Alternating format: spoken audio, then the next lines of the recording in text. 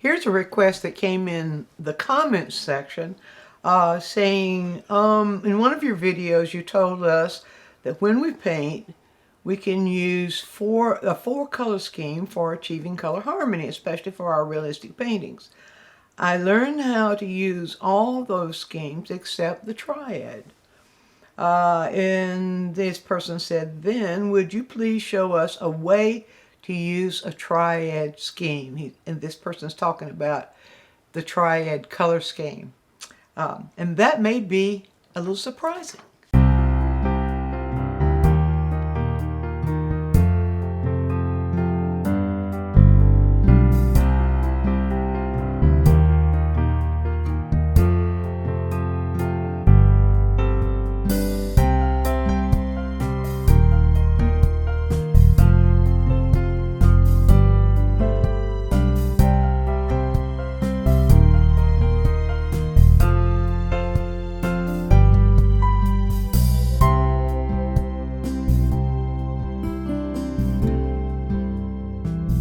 The color scheme refers to how we relate colors on the color wheel. In other words, how we select colors for our palettes or for the painting itself, or in some cases designs, based on the color wheel. And so we're talking about the palette colors here. We're not talking about how the painting is going to appear, or the colors that are going to appear in the painting, although the palette scheme does control them. So the schemes are usually on the wheel are usually thought of in terms of what we call gamut or shapes. Now we choose schemes according to how they're arranged on the color wheel.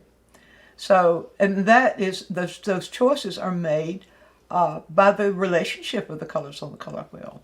So usually schemes are a gamut that of a limited number of colors that you choose to put on your palette.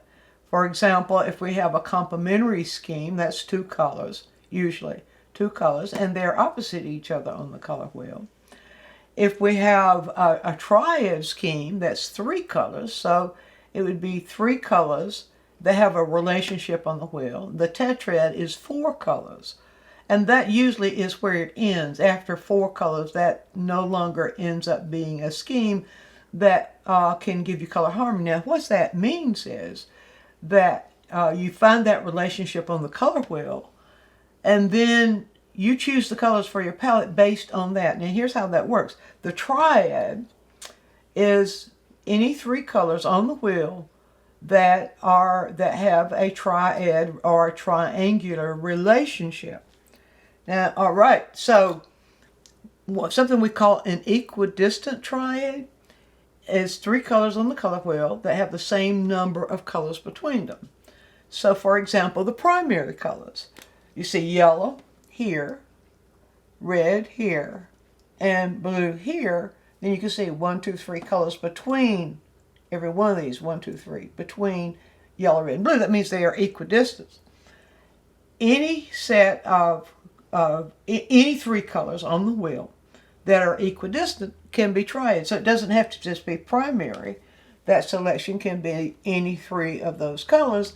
And we usually think of it as a gamut or a shape like that, that the colors would fall into. In other words, these are the three colors we're going to put on the palette. These are the three colors we're going to mix. So that's the primary triad. The equidistant triad. However, that's not the only triad that can give you color harmony. You can get color harmony by choosing another kind of triad. For example, you can choose a split, a complementary or a triad, where you start with a color, for example, yellow if you want to, and then instead of choosing the complement of color of yellow, you could choose its split. And so the split would be on this side and that side. And those would be the only colors you put on your palette. And that too, you can rotate that same shape, same triangular shape around the wheel. In fact, you can use also what we might call a free-form triad, where you simply decide on three colors that are located on the wheel and that would form a triad. So something like orange to blue to violet, that would be a triad. Or yellow-green to red to blue-green. Of course, that's a split complement of triads. So you can see any three colors you choose that are going to form any shape of triangle will be a triad. Now, why triad or why tetrad?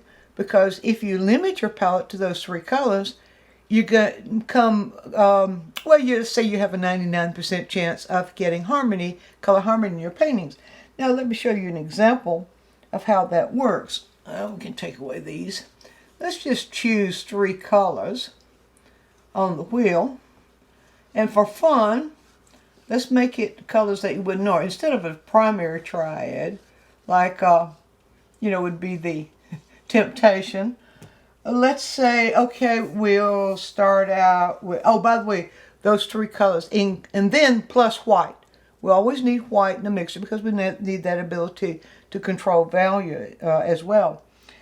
All right, I'm going to choose a triad now and show you kind of how that works and what this really, why the principle really works.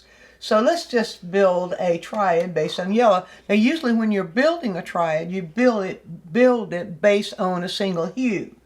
So I could start at any place. Well, I would need some place to start as a reference. So I'll just say arbitrarily, I'll say yellow. So we're gonna build it with yellow. And I have here, this is the Utrecht Hansa yellow light. And I'll just put a little splotch of the yellow here, so that we have that reference. And now, what kind of triad could I build on yellow? Actually, I could build almost any kind of triad. The results of the color mixtures would be similar, but not necessarily the same. So, let's see, yellow. I think what I'm going to do, see, I could even go over yellow to yellow orange. I could really go to orange, or I could go to red orange, I could go to red, I could go red violet, I could go to violet, I could go to blue violet. But you see, what I need is to choose something that when I do the third choice, it will give me that triangular shape. Now, there's something magical about the triangular shape as it fits into the circular shape of the wheel that causes the whole color process to work according to the choices you make. So this is fun. All right, so I think instead of going for the primary, I'm going to go for red violet. So I've got the yellow chosen here, and now I'm going to go for red violet. And I think now, you see, I could choose a split complementary. I could go to blue violet, but not going to do that. I'm going to go to blue green. And what I have here now is that shape of triangle. And that might be kind of an odd choice, you say. Well, let's see what it will do. First of all, let's see what those colors look like. So I'm going to start out with the red violet. Now, this red violet is quinacridone violet. I think this is Gamlin's quinacridone violet. I'll put it in. It's really a good dark color. Now, when you're making these choices, let me say this about your tube colors. It's a good idea to be sure that at least one of them is very, very dark, because you also want to have the ability to have a broad value range from a darkest dark to a lightest light. Now, I really prefer having two dark, at least two dark, because as the darkest version of that particular hue as it would come out of the tube. And so then that will give me a broader range of values, and you can see more possibilities. So there we go. There's the yellow and the red violet, a part of that triad. Now I think the next, there it is, the blue-green. A really good blue-green I have is the Rembrandt Viridian, not that milky Viridian that comes with other brands, only the Rembrandt. Could also use phthalo green for this, but I'm going to choose that Rembrandt Viridian as the blue-green, and you can see here, I'll try to put a thin layer of that on right here so that you can see. Now there is the palette. And you might say, well, I can't use those colors in a painting. Well, let me show you the possibilities now. So I'm going to pull these colors. I'm going to pull my yellow down on the palette so I can reach for it with my brush and not get the whole pile of yellow all contaminated. I do the same thing for this one, and I'll do the same thing for this one. Now let's pull some white down too, so that we have that possibility. Now there's a broad range of things that we can do. So I'll start, since I've got blue-green in the brush, if I reach this blue-green into yellow, and now I have, look what I have here. I have this possibility. I'll increase the amount of blue-green in the yellow mixture, less yellow, more blue-green. I have this possibility. I add some white to that, put some more yellow into it. You see, I can go in endless. It's not really that endless. I can develop quite a few of variations on this color just by varying the quantity that within the mixture. So more yellow in some, more white in some, right here, and more blue-green in some with that mixture. So see, I've got quite a range of possibilities there. Now, I could do the same thing. I'm going to rinse that out of the brush. This is to show you how many possibilities we have when we have a limited palette of just Triad colors. So let's do a similar thing now with red violet. So I'm going to start red violet, and now I'm going to mix. Let's pull some of this yellow down over here so we can not have the green and the red. So look what happens if I mix red violet with yellow. I can get this. Look at that. If I put more red violet, I can get this. If I put more yellow, and this is just to get you started on the kind of exploration or experiment that you would do if you were working with these colors. Now I'm going to go over the white. You notice I'm going to a different area of my white here. So I don't contaminate that quite yet. And you can see I can get this color. Let's add some more white to that. That's interesting. More white. Look at that. See that? See those ranges of possibilities just by mixing two of those colors on the Triad. Now what happens if we mix three of those colors on the Triad? Okay, this gets ready to be fun. So we'll start out now. I think maybe, no, first of all, I'm going to do just the red and the blue. I almost left that out. We don't want to do that. All right, let's do the red and the blue. So this is the green and the yellow. This is the red, violet, and the yellow. And now we're going to do the red, violet, and I said red and blue. This is the red, violet, and the blue, green. All right, so now here we go. We'll put red, violet in the brush, and I'll pick up some blue, green, and this may surprise you. Let's do this way. All right, here we go. Look at that. Look at that. Now let's put more blue-green in the brush. And look at that. And you said that's very, very dark. I know it's very, very dark. I just want to show you. I'm getting more blue-green. Show you the darker portion. I see this dark, being this dark, is going to give us that ability in those three colors to get really, really dark value in our painting. Now, let's add a little white to that. And let me show you something here, which may surprise you. And that is this right here. That is a mixture of more green and less of the red violet. Now let's put some more red violet in that mixture and show you what can happen. So you can see all kinds of, look at that, all kinds of possibilities here of mixing these two colors, the red violet and the blue green. Now what happens if we mix all three? So this is fun. Now I'm not doing a full exploration here. I'm only doing a partial exploration to get you started so that you can begin to see how many mixtures, how many colors can you pull out of just mixing these three. Only these three. That's what the Triad means. It means that those are the only colors you put on your palette those are the only colors you use, but you'll be surprised. You'll probably be able to get any color you want or any color that you need, and keep color harmony at the same time. But these three. Now, here's just that mixture I had in the brush. I'm just going to randomly reach over here, and we see what we get here. Oh, there's a nice neutralized yellow orange. And so now we can do just maybe vary that a little bit and just get a little bit more. Now this leans more towards yellow ochre, doesn't it? Look at that.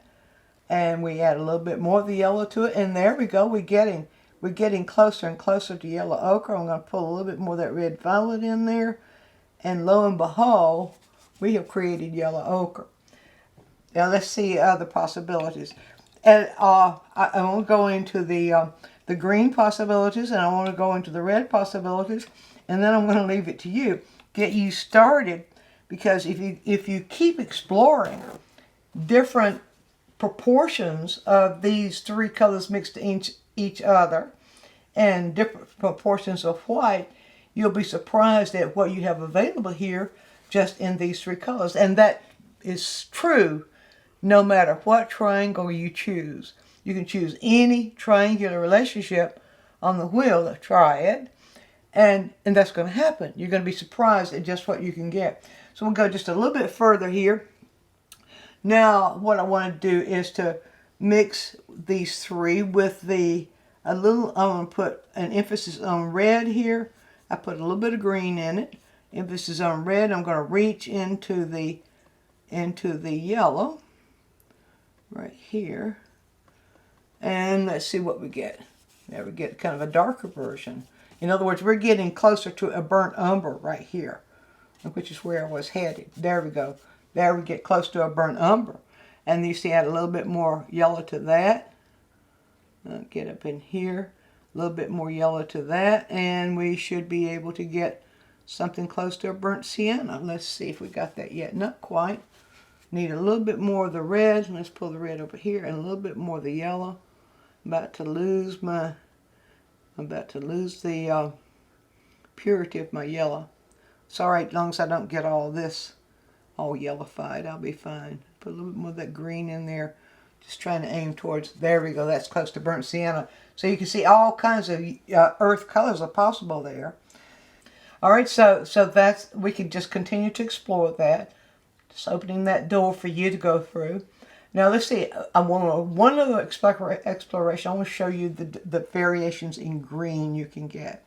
So we'll just take the blue-green, I'll pull it right out here, and let's mix a little bit of the red violet and the blue-green right here. What do we get? Look, nice red violet and the blue-green. This time I'm leaning it more towards the blue and the blue-green. And we see get this nice kind of black, really, really delicious, dark, cool black. But then pull more of that in it and pull a little bit more of that yellow in. Let's pull that down with the palette knife so I get some pure yellow in here. And you can get a nice natural green, or what we might call a sap green. Let's see here. There we go. That's getting closer and closer. Add a little bit more of that red into it. There we go. Let's put a little bit more of the red in there. Now, the more red we put, and keeping the yellow and blue balanced, the more red, because red violet, I'm calling it red because it's violet leaning towards red. The more red violet we put in there now, the more neutral that's going to become. So it become more and more like the natural color of maybe winter green. Something about right in here. Let's add a little bit of white to that. And white always cools it. But look at this lovely, adding more white and yellow. This lovely kind of spring green we get here. You see all those varieties of mixtures. That's just to get you started.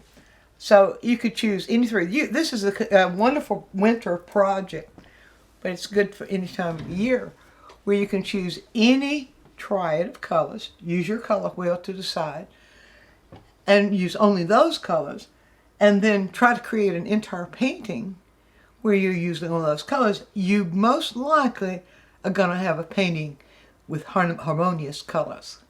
Be sure and view all of our quick tips. And while you're doing so, subscribe to the channel, click on the bell so you'll always get a notice when we produce a new quick tip, which is every week.